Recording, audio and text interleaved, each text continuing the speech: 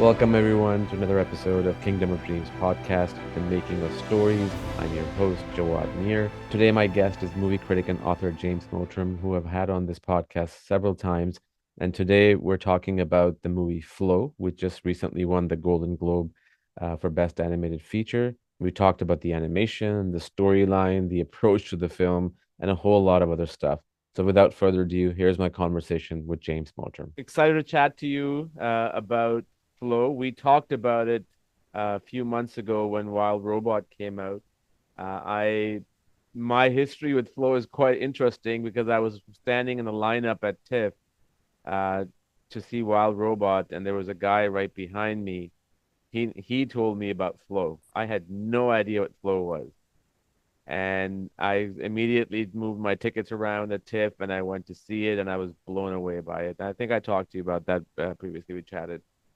And now it's won the Golden Globe, right? So, Yeah, this ama is this is perfect timing this week, as it has just, I guess, upset the apple cart a little bit because I think people were predicting, perhaps rightly, that the Wild Robot would sort of sweep these awards. And well, I wouldn't say Flow's come out of nowhere because before TIFF, of course, it made its bow in Cannes and the Uncertain Regard strand, I think it was.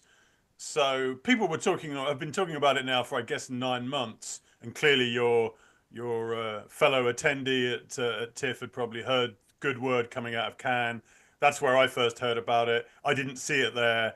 I didn't see it till probably a little bit after you in around the autumn time.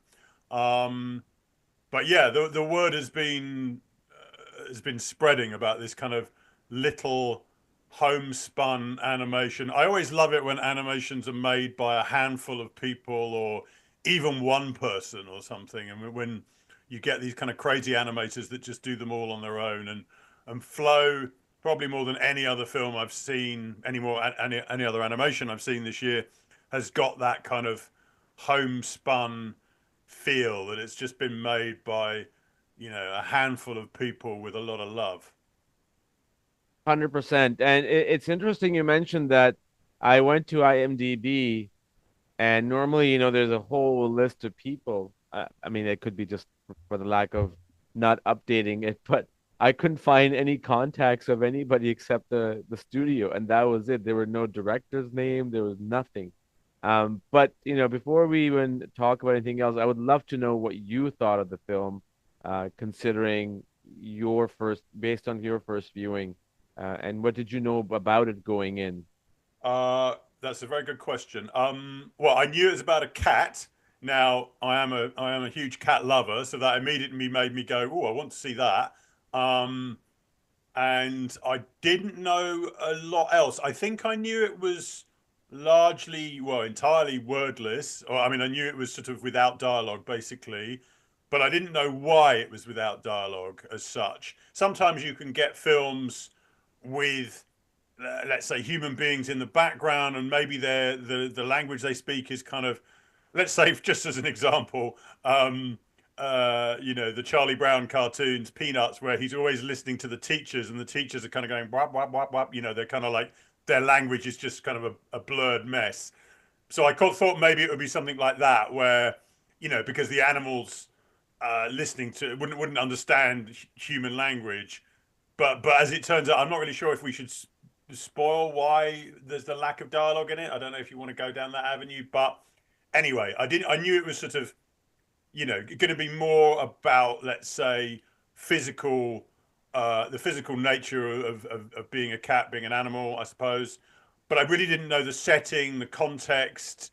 Um, yeah, I didn't know the style of animation. I think I'd seen one image, the image of the cat, which is just called Cat with a capital C in the sort of credits, I think. Um, so yeah, I didn't know a huge amount. And well, I suppose first of all, I was a little taken aback by the animation because it sort of reminded me of like computer animation from a while ago. It has quite a sort of rudimentary feel to it, quite blocky in a way, and that's a very untechnical term, but quite blocky and yeah, almost like I say, almost like it came out of a PlayStation 3 or something. I mean, something along those lines. But you swiftly get used to that kind of more basic style. I mean, this is not you can't go into Flow thinking it's going to look like a slick Pixar movie or DreamWorks animation or something like that, because it doesn't. And again, that speaks back to what we were talking about with the lack of people working on the film. It's obviously been made, in sort of basic principles, but in a way that works quite well. Once you get used to it, you sink into the look of it, the way of it, and I think what works brilliantly, first of all, with the way he captures not just the cat, but there's other animals in it as well. As this cat goes on this sort of journey through this kind of, I suppose you'd say, apocalyptic wilderness where there's been some sort of biblical-esque flood. We're not really sure if it's the future, but we kind of assume it is. Um, and this cat meets other animals on the journey, and particularly with the cat, uh, the uh, the sort of the animation of the cat's behavioral tendencies, the sort of, I don't know, curling up in a little ball and sleeping or licking its paw. Just the things you've seen cats do a million times, but are brilliantly captured here. You can just imagine the guy sitting down, and just observing maybe cats in his home or wherever he's kind of seen them, and just even cat videos I expect on YouTube. I'm sure they got used as research. But yeah, just the way he kind of captures animals' simplistic behavior is quite beautiful. But it's not just about that. It is about the way, I suppose it's a sort of environment. There's obviously a strong environmental message in it, and perhaps a message for all of us in terms of how we should help each other, in the way that the cat learns to kind of be selfless, along in this journey. And all these animals kind of end up helping each other, amid this kind of natural disaster. And then I really like the kind of mysteriousness of it as well, right at the beginning. And I don't think this is a spoiler to talk about this. The cat is comes clearly has belonged to an artist or a sculptor of some sort, and you sort of see the cat first of all in this home, and there are drawings of cats on this kind of drawing board, and then later on you see these kind of huge statues, kind of mysterious statues of felines, and you sort of wonder what kind of place this is, and that's never really explained. And I really like the sort of, as I said, mysterious quality of that. It leaves you wondering. It's like some sort of Inca statues or something, and yeah, again, it leaves you wondering what time period we really are in. Perhaps it was 1,000 years ago. We never quite know. You don't see any technology, as I remember, but yeah. So there's kind of a lot. There's a lot going for it, and the fact it won the Globe is good because it shows that. Well, at least that's obviously voted for by a certain strand of critics, but at least they were sort of drawn into something unusual that isn't a typical studio animation. I mean, normally when you get pets, if that's the right word, in Hollywood animated films, they're cute and they're kind of there as sidekicks, and that's not the case here. Cat is obviously a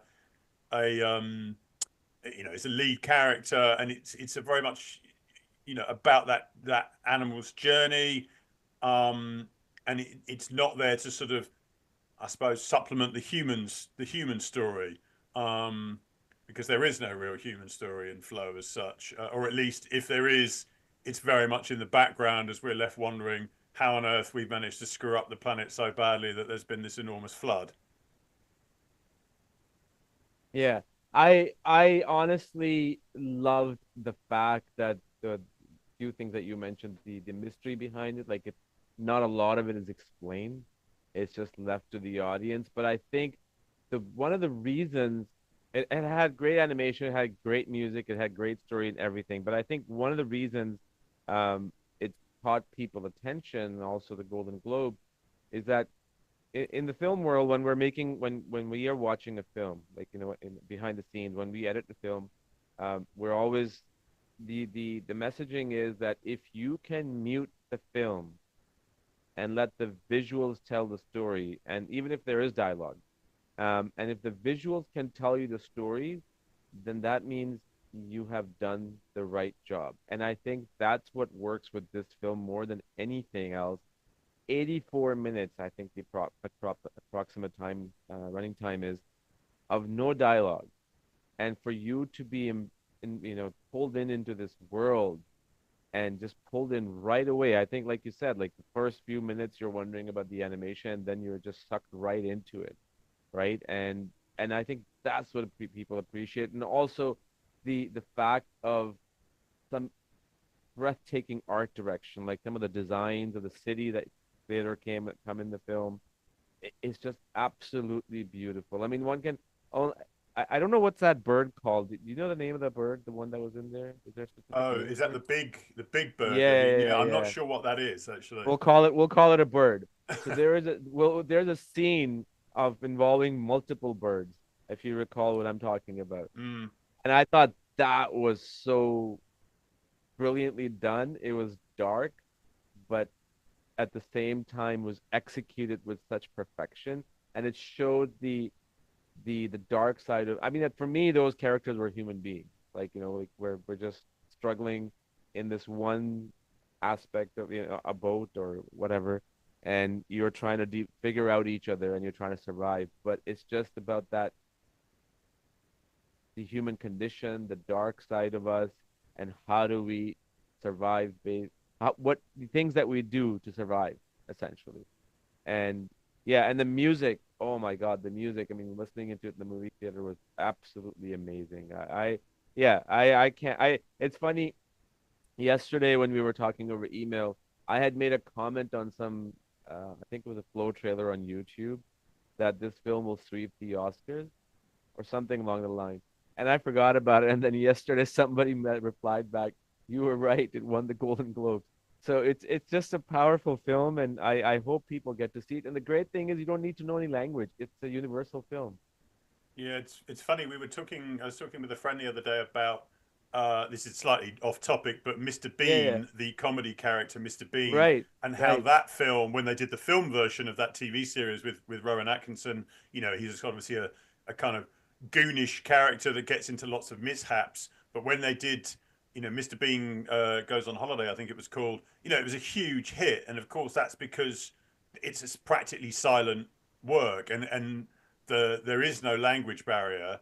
And in a way, I don't know how Flow has done so far at the box office, or how it will do on the basis of the Golden Globe and possible other awards triumphs as well.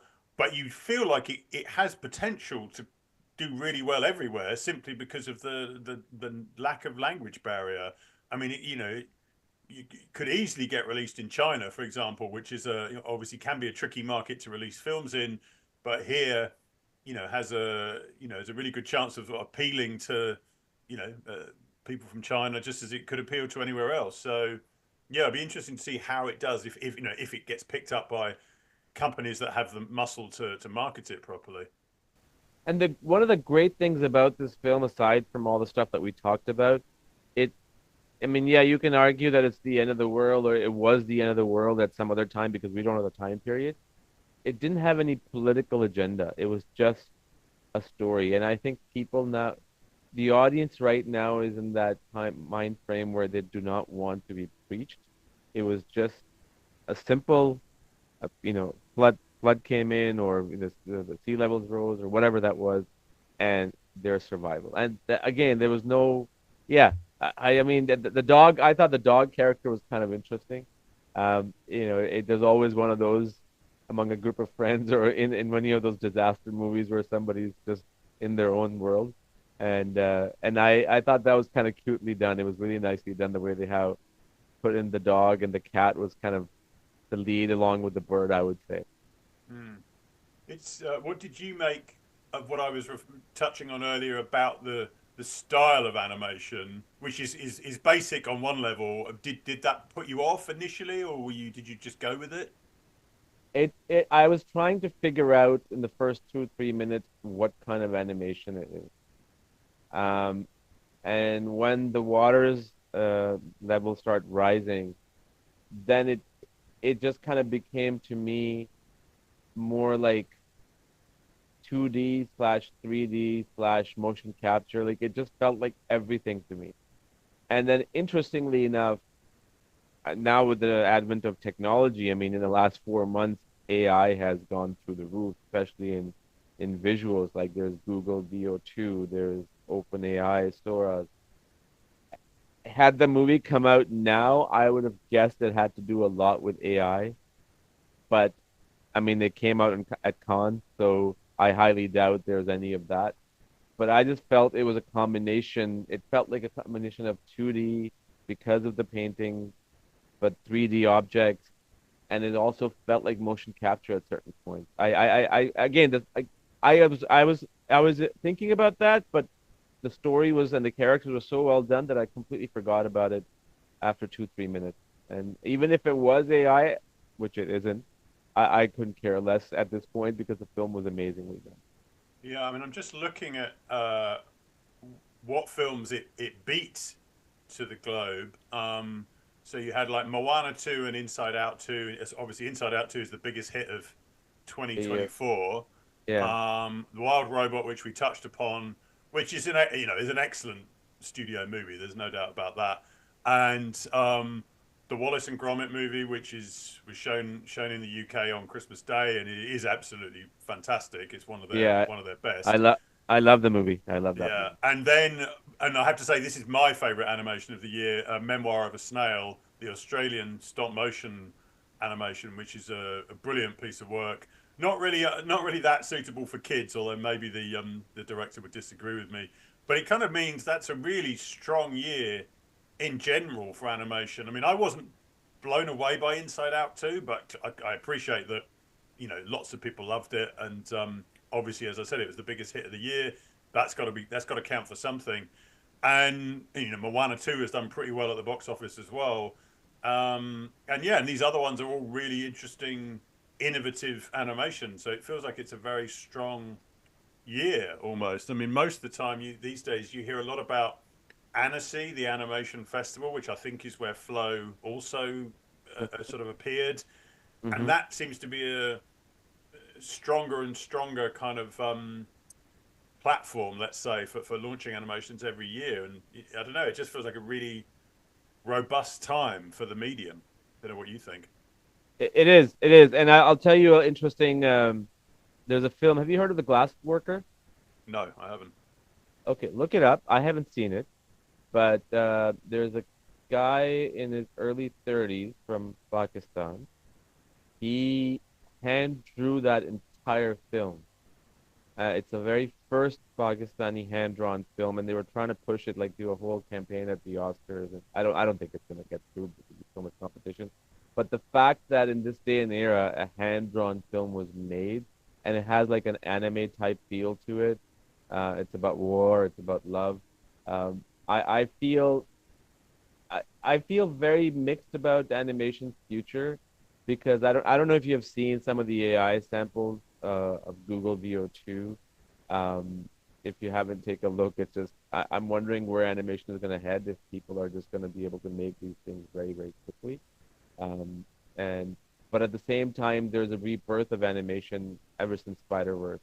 A lot of new different stuff. I mean, have you seen Arcane? No, no. You haven't heard of Arcane? So what's it called? Arcane. No. I highly recommend that. It's a Netflix series. I think it's in second season now. It's just, yeah, it's really well done. It's a great story. It's creating a lot of buzz over the last few months. People are watching it, and it's really well executed, animation-wise as well as story-wise. It's a lot of time because it's a series, but worth watching if you have time. I don't know if Yeah, I I mean, answered your I don't know. question. Yeah, Sorry. it does feel like it is a rebirth. I think maybe like vinyl records come back into fashion. Hand drawn animation will come back into fashion as well. I mean, Yeah, there's kind of a lot to love. I think about the idea of someone literally drawing it frame by frame by hand. I suppose it's like when they sell, handcrafted goods in stores, and that there was someone, yeah. not a machine producing it, but there was someone there actually, you know, creating an ashtray out of a piece of wood or whatever it might be. And Yeah, yeah. I mean, I hope that there will be a rebirth or a continued rebirth in animation because it'll probably it just adds to the, the different feel that it can give you. I kind of often find with computer animation, not so, you can be left a little cold at times, and it's just nice to have the variety.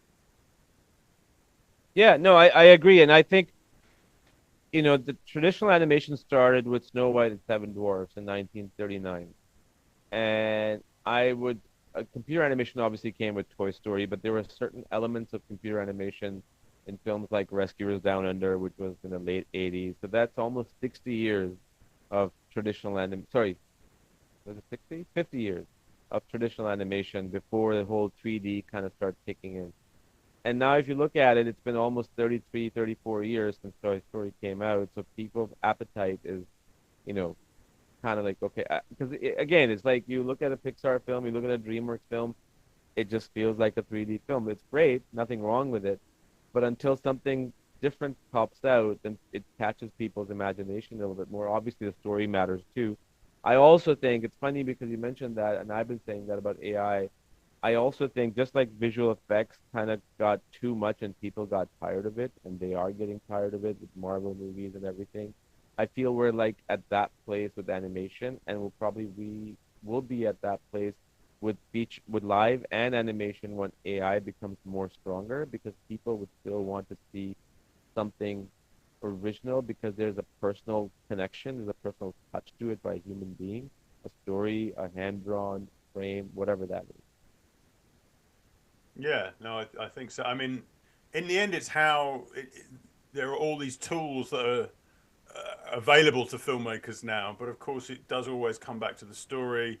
The early Pixar films, or even some of the more recent ones, are a complete genius because not so much because of how good the animation is, but obviously because they've worked incredibly hard on those stories. And a film like Inside Out is a great concept, which is very cleverly seen through to the final frames.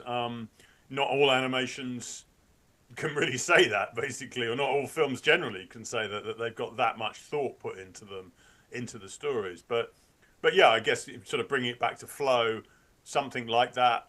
I guess I don't know. Would you say you've never seen anything like flow before? That's what it feels like to me. I agree. I have not seen anything like it before, and um, I I don't know if it's going to start a trend um, in terms of silent storytelling, in terms of the animation style, but I have never seen anything like that, and I truly I feel now that it's won a Golden Globe, I think it's going to sweep the Oscars. Well, it's interesting. I mean, we've had the occasional silent movie in live action, like The Artist being the obvious example that kind of swept the Oscars a few years ago now. I think it was 2011 or something like that. Yeah, But yeah, um, yeah, there are it's rare to see a silent film now in any capacity, whether it's animation or live action, and it would be nice to see some more, and maybe even see a rebirth of interest in the original silent movies, possibly, and see some further restorations and screenings of those ones. If because again they're the very origins of movie making in a way. yep. So it would be nice to see those remembered and appreciated, and because it's a fascinating physical form. Obviously, it doesn't rely on sound and dialogue as we've said. So um, yeah, it would be nice to see some more silent movies. But whether flow will inspire those, I don't know. I think the thing is live action versus animation is live action silent movies. You can maybe because they're live action, like they're real people, right? You can somehow relate to it. But I think it's harder for animation because you have these characters that are not real and you have to create these facial expressions and these movements and these moments without a single word. At least, with dialogue you can convey that. And I think that's what makes this film so phenomenally great is that it's not because it's silent, not because it's beautiful animation, but everything about it was perfection. It just was executed perfectly, convey its emotions to the audience. And and that's why it works. And I really hope that they do try to make more stuff like that. I mean, in the world of live action, a lot of short films are uh, more or less silent, right? Uh, Mm. but it would be nice. It would be nice to see if there was something you can pull off in a feature without having to do that. I'm sure they tried. There are some films like Castaway. I would kind of like to consider somewhat in a way. I mean, It's he does. funny. I've literally moments before speaking to you, I've been writing about Robert Zemeckis and his new film here, Yeah, and I mentioned Castaway, of course, as a Zemeckis is kind of this almost one in a million filmmaker that is consistently trying to push the envelope, and particularly with digital effects, as we were just talking about. And I don't know if listeners are aware of here if that's come out yet in the States. I think it might have, but it has. It came out last. obviously they're using groundbreaking technology to de-age characters, which has been done before, but here is done perhaps even more sort of significantly than in any other film. Um, but yeah, I mean, Zemeckis is kind of having done things like Polar Express and Christmas Carol and Beowulf, these sort of motion capture animated films. He really has tried to push the envelope. Often it doesn't quite work. He's so in the vanguard that the technology's he's almost ahead of the technology. Um, but yeah, Castaway was a little different. Of course, that was a complete live action, one person on a desert island having to basically act with a volleyball, if I remember rightly. Yeah, yeah, yeah, yeah. What did you think of Hair? I mean, not that you mentioned it. Um, I wasn't a big fan, to be honest. Really? Yeah, I thought it was. I mean, I thought it was again is a great high concept.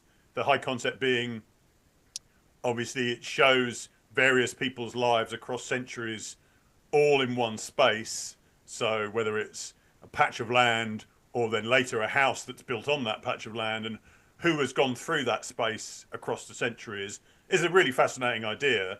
Um, and I think that the real high concept here is less the de-aging techniques that he's using, but the fact that the camera's in one fixed position for the entire movie, and that is a very hard thing to pull off. But sort of narratively, it didn't really work for me. Perhaps because there's too many stories it's trying to cover. The central one, of course, is the Tom Hanks Robin Wright kind of relationship, which was okay, but didn't move me in perhaps the way uh, Zemeckis would hope. But then I've read, and I've read some harsh reviews of that film, but equally I've read reviews just members of the public going online who've said they loved it. So I think it's not a film for critics. I think critics will round on it or have already rounded on it. But then Zemeckis has faced that through a lot of his career and still come up trumps. Yeah, no, I really liked it. I thought the first 8 minutes were a gimmick.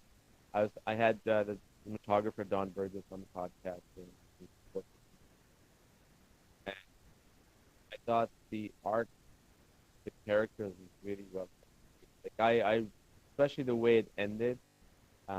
You know, yeah, I was very emotionally invested, and I actually ended up seeing it 3 times. And this is really Wow. rare for me. Yeah. Okay. Well, that's good. Um, I'm glad that that it's not that people it's not universally been panned because when you end up reading a few reviews, you sort of think that's what everyone thinks when yeah. actually it's only a handful of people's opinions in the end. Um, but yeah, I don't know how well it's done so far in North America, but I can't imagine it's gonna. It's obviously billed as the Forrest Gump reunion because of Zemeckis, Hanks, and Robin Wright, but it really doesn't have a great deal to do with that film, just beyond the fact it's 30 years later and they're back together working for the first time. And Eric Roth, who wrote And Eric Roth, exactly. Yes, good point. it. It actually did really bad at the box office. Um, and I do feel it's one of those films that with time, it's going to be appreciated more, maybe. Especially, again, I was talking about to Don is that I feel that people who are in their 40s, 50s, that see the film, they'll probably appreciate it more after the film is about. But awesome, man. Do you think Flo is gonna win the Oscars? I think it will. Good question. I don't know because obviously it's a very different voting body to the It Golden is. Globes. As I was saying earlier, that's decided by handful of, well, I don't know how many, 100 or so critics or whatever it is. Um, and I don't know. It's a really hard question. I kind of feel like one of the big ones, like The Wild Robot, will probably take it.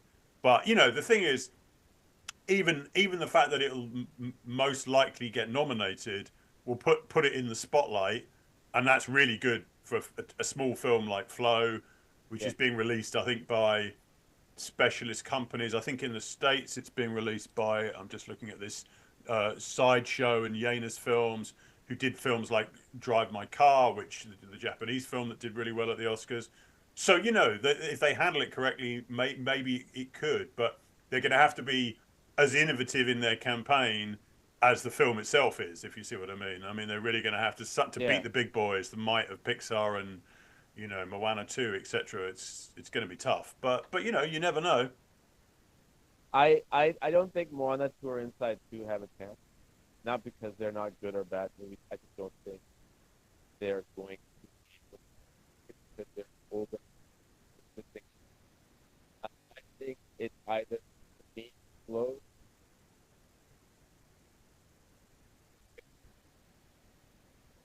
but I truly think, yeah, when I saw Wild Robot, I thought that's it, Wild Robot. And 2 days later, I saw Flow. It changed my mind completely. Have you seen So, Memoir of a Snail yet? no, I have not. I should see that. I should see that. Yeah, it's I saw that kind of at a festival, almost simply because it fitted in with my morning, and I thought, oh, I wonder what that is. And then I realised that the filmmaker Adam Elliott had made a film called Mary and Max, which I really enjoyed. So I was very happy that I'd made the decision to go, but still didn't realise that it was as good as it was until I saw it, and I was like absolutely blown away by it. So it's very very funny, very very moving, brilliantly animated, of course, as well. Yeah, I highly recommend it to anyone that's Yeah, listening. I just Googled it and it says it's a drama slash tragic comedy. It's a new category, tragic. But it looks good. It has a little bit of Tim Burton feel to it from the Nightmare Yes, it's Before definitely got a Christmas. little Burton-esque Yeah, element, with a little bit of an Aussie twang to it, let's say. I'll check it out. I'll check it out. Awesome. Um, I know you're working on something. I can't wait for that. Uh, and really looking forward to that particular project. So really excited to. Well, I'll be excited to talk to you about it as and when I can. Yeah, yeah, yeah. I know. Yeah. Yeah. First draft has That, been handed in, that much I can say. This is not really telling anyone anything at the moment, but we'll talk. As far as I know, we can talk about it fairly soon. So then we'll come back and have a chat about it.